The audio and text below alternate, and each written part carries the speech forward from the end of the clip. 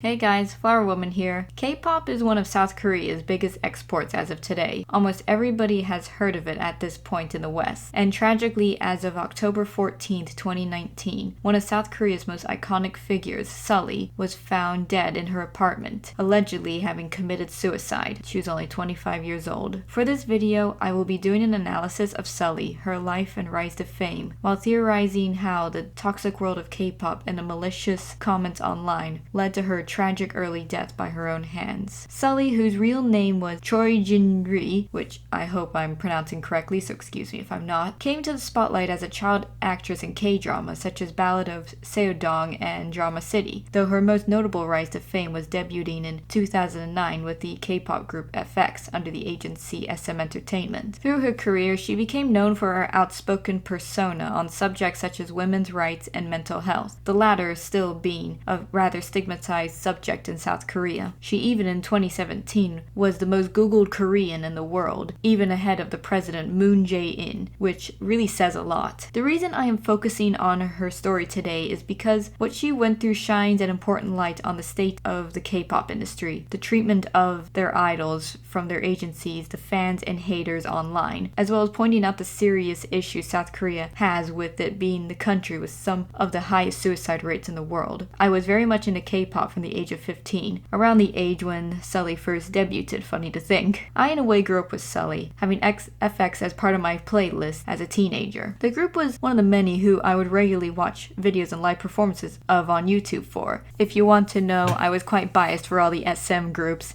and Super Junior were my number one K-pop group. Now, Sulli had the image of the cute baby sister of the group, being the second youngest there, the member Crystal being the youngest, or maknae as they call them. Excuse me again if I'm not pronouncing that correctly. I do not know how to speak Korean, despite the fact I have listened to K-pop for most of my teen years, but whatever. Around in 2015, Sulli had left FX for a mixture of reasons, from wanting to focus more on her acting career and for mental health issues stemming from malicious comments and rumors online. A few months before that, Sulli had been caught in a secret relationship with the rapper Choi.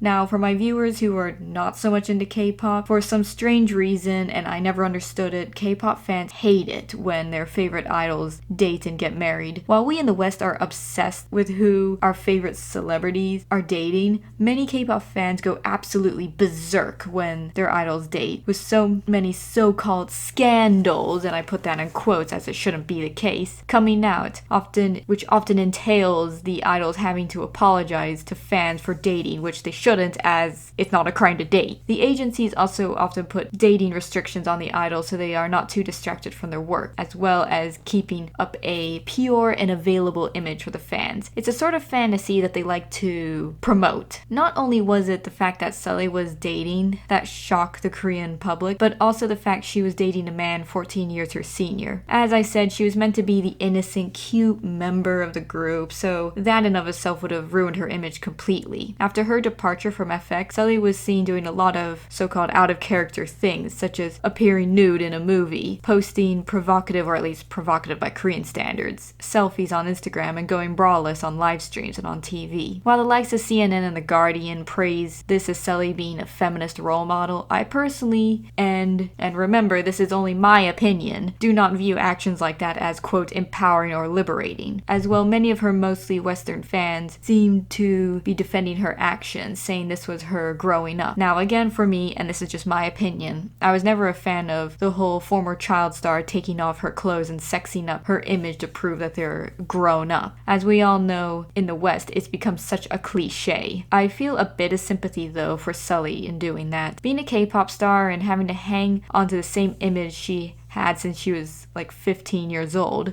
into her early 20s would have probably been extremely suffocating and frustrating. In the K-pop world, it is such a manufactured place with very little room for creative or musical development. You find on so many occasions K-pop idols still singing the same bubblegum pop songs about infatuation even when they're nearing their 30s. Just look at Girls' Generation. While for me, I think the way a singer should mature is by singing songs on deeper subjects such as life experiences experiences true love and even injustice or politics once in a while, not just switching puppy love for sexual lyrics. Sulli, though, probably thought that sexing up her image would have been actual liberation. She was free from the more restrictive image that she was forced to hang on to for ages, and now was free to take off her clothes and shock the world with her newfound freedom. But still, I say, I respect her in one way for her outspoken nature. She stood her ground in talking about mental health, which is very important for a society whose suicide rate is dangerously high, especially among adolescents. And although I do question how much the outspokenness and the provocative selfies were completely on her own accord, or at least they could have been encouraged by managers, I feel the reason she was truly loved by many, though, was the fact that she was the thing that is desperately lacking within the Korean entertainment industry: authenticity. K-pop is a world that is just so highly controlled and manufactured. The idols, rather than being treated as people, they're often treated more as commodities by their agencies, and I would argue by the fans around them too. We often forget they are human. They are expected to have the perfect bodies, perfect singing, perfect dancing, perfect hair, makeup, performances each and every time. They're expected for the fans' sake to uphold this pure and available image, which is probably why so many fans go insane when they are shown doing things like dating. Even their actions on variety shows are somewhat scripted too. K-pop is a world that lacks authenticity, especially now more than ever. So many are even expected to be Botoxed and go under the knife to obtain the impossibly high standards of beauty in the Korean culture. However, Sulli defied those standards. She was authentic in her interviews, stood up against the bullies online who tried to put her down, stuck to her guns and her choice in clothes. Her smile was very attractive too, and her looks overall looked pretty natural. I believe she's a natural beauty. And as far as I can tell, she never once spoke down on SM or her former bandmates. And while I may have always agreed with her choices post-FX, I do not hold it against her, as she was a human being, following what her heart was telling her to do, desperate to break out from the restrictive image SM put upon her, so defying the impossible standards that K-pop puts upon its performers. Tragically, though, with her struggles with mental health and the constant pressure the industry provides and the constant bullying online, it became too much for her. And sadly, she's not the only idol who has committed suicide. Jonghyun from SHINee tragically died at the age of 27 as well in 2017 after struggling for years from severe depression. He was also someone I grew up with watching and was saddened that he ended his life, as he too represented someone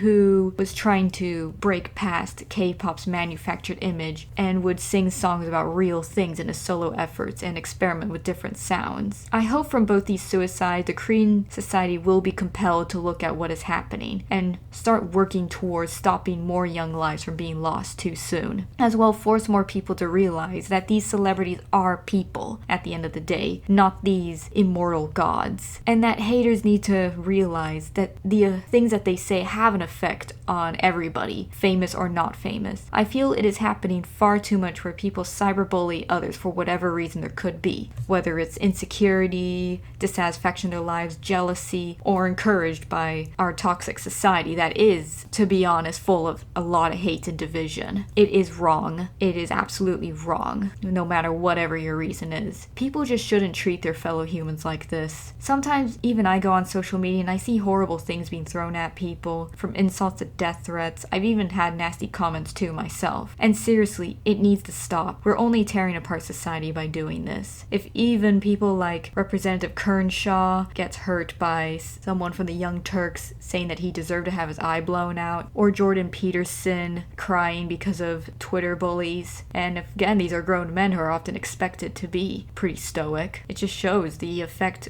words have on people. You can say that people need to just grow a spine, but again, I just want to emphasize, we just shouldn't be doing this sort of thing. We shouldn't be fighting or calling each other names, whether or not you like the person. It's just basic human decency that we need to hang on to. So, let us hope that Sulli's death will wake people up to realize what is going on and create a change within the K-pop industry that is needed now more than ever. Rest in peace, Sulli. May God bless you and keep you safe. This is the Flower Woman. If you like this video, please like, share, and subscribe, and hit the notification bell so you don't miss a video. As well, follow me on my social media listed in the description or on the screen. Now, Flower Woman is over and out.